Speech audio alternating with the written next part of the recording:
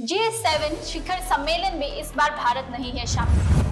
वैश्विक मंच पर उठे कई सवाल। नमस्कार, आप देख रहे हैं न्यूज़ वन नॉर्थ ईस्ट और मैं हूं रेचल सिन्हा।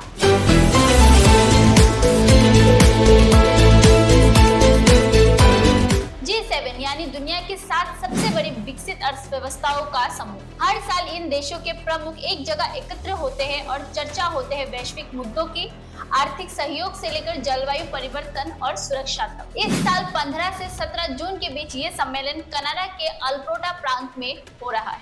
लेकिन चर्चा का विषय ये है कि इस बार भारत को इसमें आमंत्रित नहीं किया गया।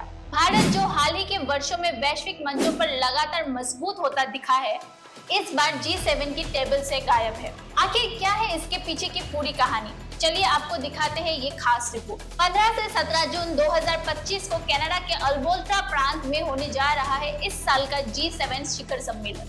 इस वैश्विक बैठक में हिस्सा ले रहे हैं America, Britain, France, Japan, Germany, Italy और कनाडा के राष्ट्राध्यक्ष और प्रधानमंत्री।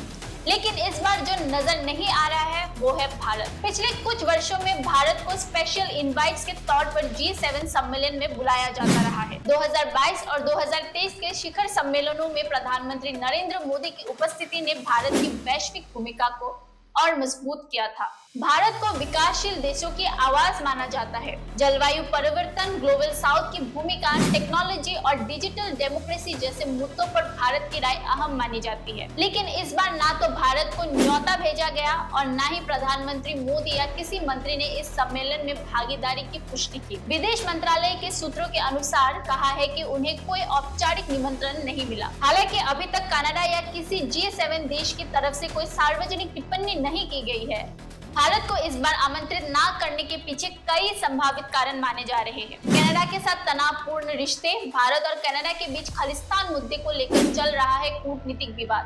पिछले साल कनाडा के प्रधानमंत्री जस्टिन ट्रूडो के आरोप के बाद दोनों देशों के रिश्ते तल्ख हुए हैं। चीन और रूस को लेकर मतभेद, भारत रूस के साथ रणनीतिक साझेदार बना हुआ है, जबकि G7 देश यूक्रेन युद्ध के कारण रूस के खिलाफ सख्त रुख अपनाए हुए हैं। वहीं चीन के मामले में भी भारत का संतुलन बनाकर चलना G7 के एंटी चाइना ब्लॉक से थोड़ा अलग दिखता है। वहीं अमेरिका, जो अब तक भारत का मजबूत समर्थक रहा है, शायद इस बार भारत के कुछ हालिया नीतियों से असहज है, विशेषकर डिजिटल निगरानी, प्रेस स्वतंत्रता और मानवाधिकार के मामलों पर। क्या भारत की G7 से दूरी अस्थायी है या संकेत है बदलते वैश्विक समीकरणों का? क्या कनाडा के साथ टकराव का असर वैश्विक मंचों तक पहुंच गया है? ये आने वाले समय में साफ होगा, लेकिन इतना तय है कि भारत की गैर मौजूदगी न केवल राजनीतिक संकेत है, बल्कि ये दुनिया को भारत की अहम भूमिका पर दोबारा सोचने के लिए मजबूर कर रही है। Bureau report, news one north east, Guwahati.